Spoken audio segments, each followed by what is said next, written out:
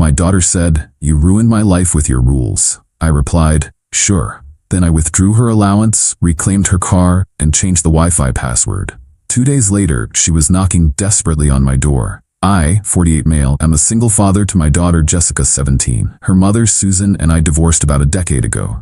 It was messy.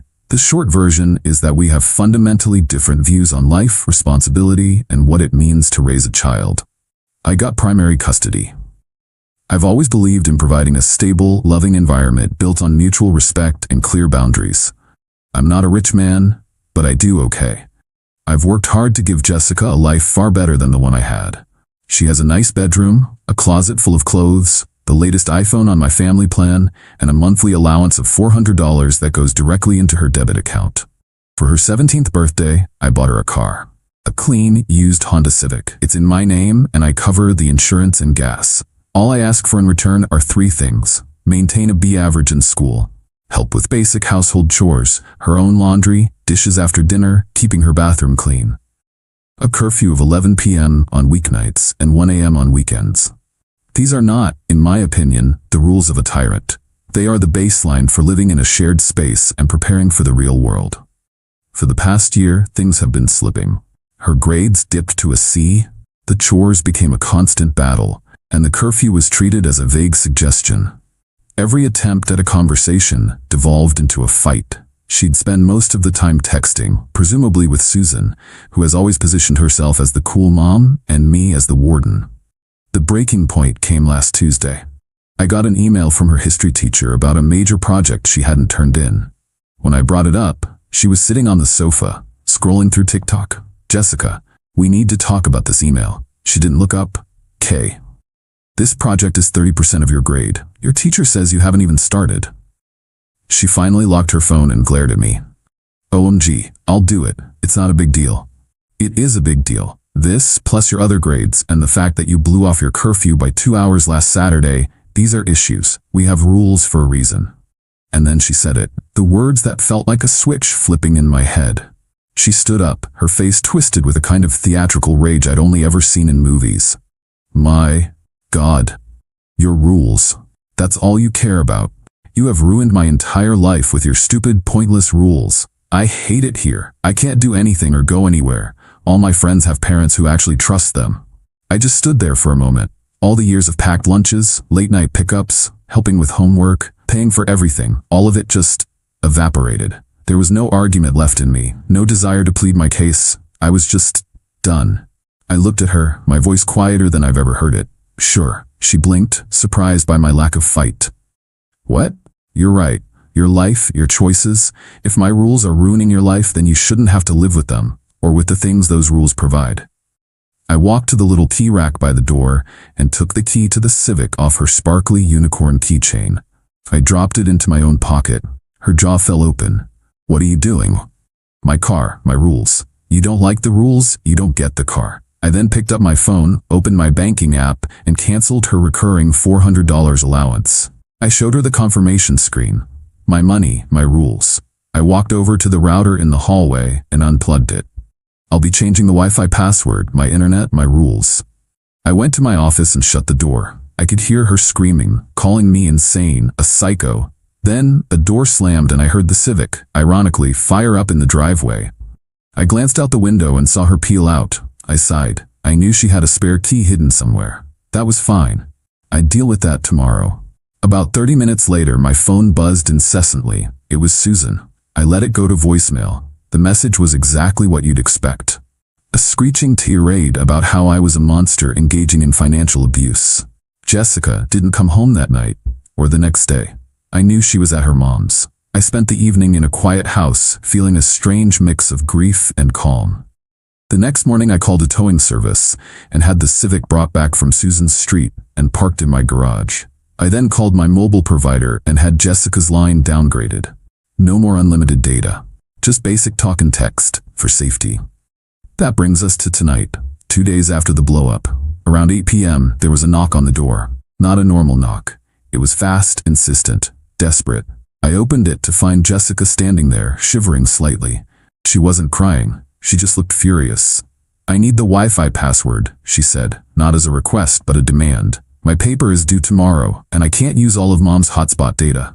I just looked at her. The public library is open for another hour. They have free internet. Her eyes narrowed. Are you serious? I'm not going to the library like some homeless person. Just give me the password, Dad. No, Jessica. Then I need the car. My friends are going out and Mom's husband won't let me use their car because he's a jerk. I'm sorry to hear that. You don't have a car anymore. This is insane. You can't just do this. She shrieked, her voice cracking. You're my father. You're supposed to provide for me. I am. There is a roof over your head right here. There is food in the fridge. Your bed is made. You are welcome to all of it as long as you follow the rules of this house. But the extras, the privileges, those are earned. You said I ruined your life, so I've given you your life back, free of my rules and their benefits. This is what you wanted. She just stared at me, speechless with rage. Then she turned and stomped away, pulling out her phone, probably to summon her mother. I just closed the door, leaned against it, and let out a long, slow breath. I don't know what happens next, but it feels like the beginning of a whole new war. Ada? I don't even care anymore. Update 1. Well, it's been a week. Thanks for the support. It means more than you know. The war I predicted has arrived, and it's a bureaucratic nightmare. A couple of hours after Jessica stormed off, Susan's car pulled up. She didn't try to enter. She laid on the horn until I came to the door. She stood on my porch and let loose a furious theatrical performance for the whole neighborhood. The conversation was pointless. How dare you cut her off? She's a child. Me, she's a 17-year-old who needs to learn that actions have consequences. You took her car. How is she supposed to get to school? To her job? What job? She told me last month she quit her weekend gig at the bookstore. Susan's face faltered for a second. Turns out, Jessica had been lying to both of us. She'd been telling her mom she was at her job when she was out with friends, and using the job as an excuse to demand gas money from me. A chillingly seamless lie. This isn't just teen rebellion. This is calculated. The porch-side screaming match ended with Susan yelling that I was an unfit father and that she would be taking me back to court. Jessica will be living with me. Get ready to pay, you cheap bastard. I just said, okay, Susan, which seemed to infuriate her more than any shouting match could have. The next escalation came from the school. I got a call from the guidance counselor, Ms. Barbara. She sounded very concerned and asked if I could come in for a meeting with Susan and Jessica next week.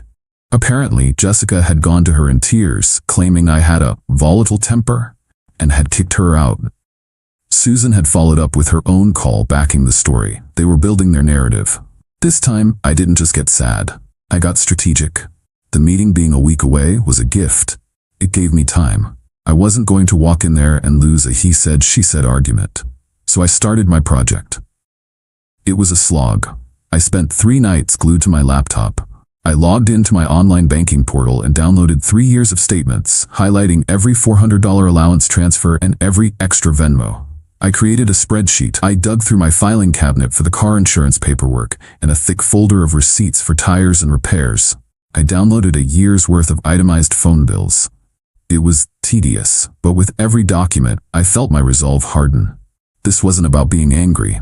It was about presenting the truth so plainly it couldn't be denied. As for the car, I listed it for sale online that weekend. The immediate flood of lowball offers and "is this available?" messages that were never answered was maddening. It reminded me that nothing in life is as easy as it seems. I had a brief moment of weakness last night, looking at a photo of Jessica from when she was 10. That goofy, missing teeth smile. My heart ached. I almost picked up the phone, but then I looked at the spreadsheet on my screen, a cold, hard ledger of my love and her entitlement. This isn't just about a messy room. This is about her future. Giving in now wouldn't be saving her. It would be co-signing her path to a bitter, manipulative life. So the meeting is next week. I'm not going in hot. I'm going in with a file folder and the quiet confidence of a man who has done his homework. Update 2. The meeting with Ms. Barbara is over. It went about as expected. I walked into her office. Susan and Jessica were already there, in full victim and savior mode. Jessica looked down while Susan gave me a smug, pitying look. Miss Barbara started, all gentle tones, relaying their story. My supposed rage, the unfairness of the rules, how I'd thrown Jessica out. Susan added her commentary about my pattern of financial control. I let them finish. When Miss Barbara turned to me and asked for my response, I simply opened my file folder. "I'd like to provide some context," I said calmly.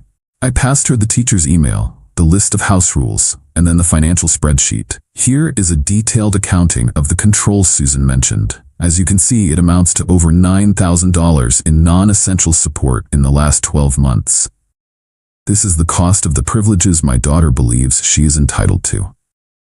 Miss Barbara's eyes widened as she scanned the documents. Jessica refused to look.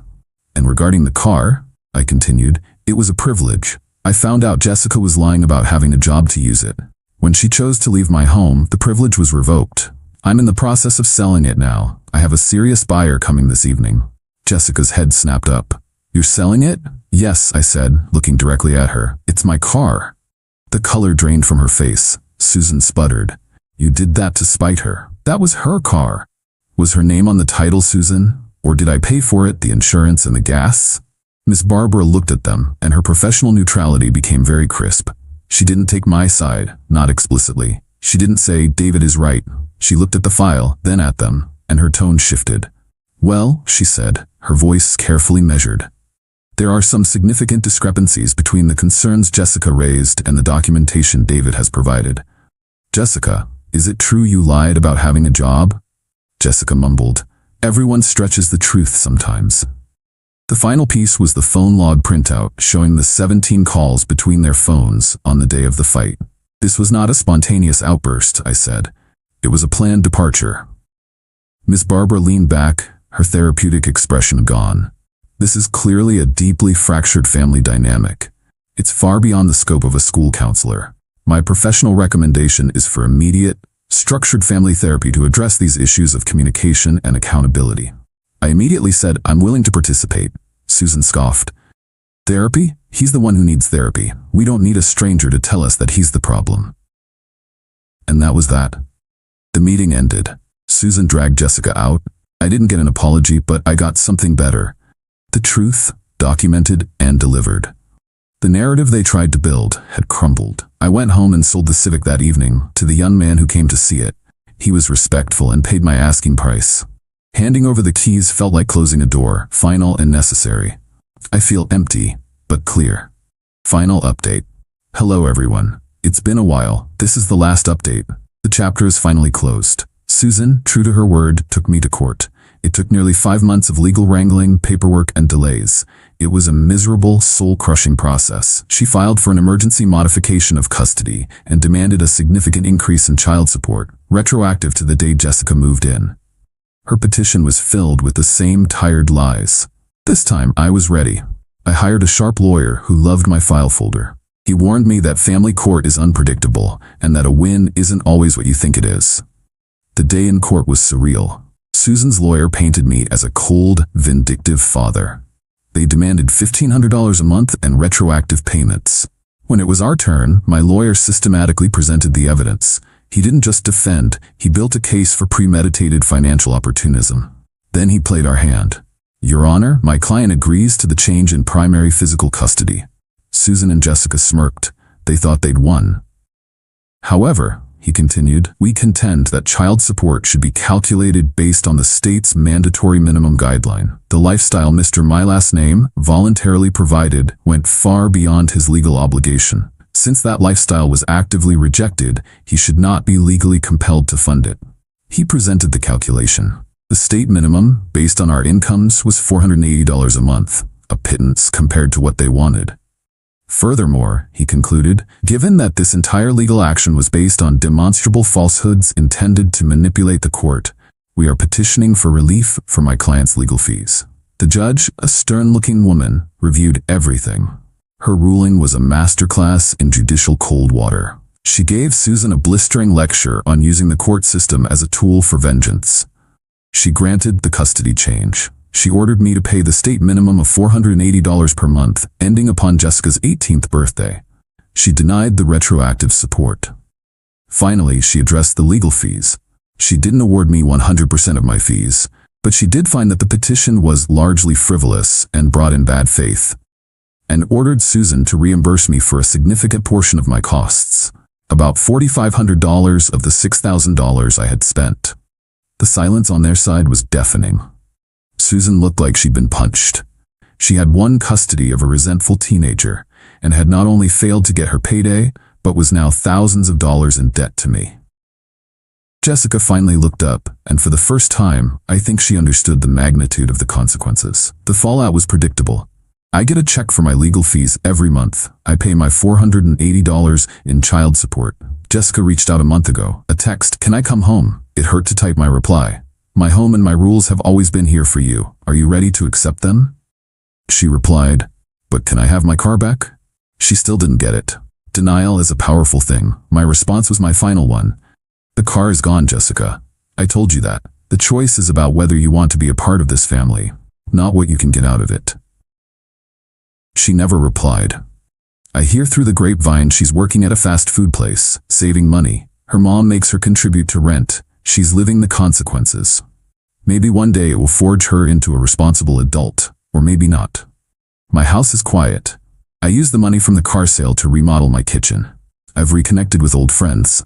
I'm even dating someone new. Life is moving forward. It's a different life, with a Jessica-shaped hole that still aches, but it's a life free of manipulation. I didn't get a Hollywood ending. I got a real one, where justice wasn't a lightning bolt but the slow, grinding arrival of inevitable consequences. And for the first time in a very long time, I am at peace.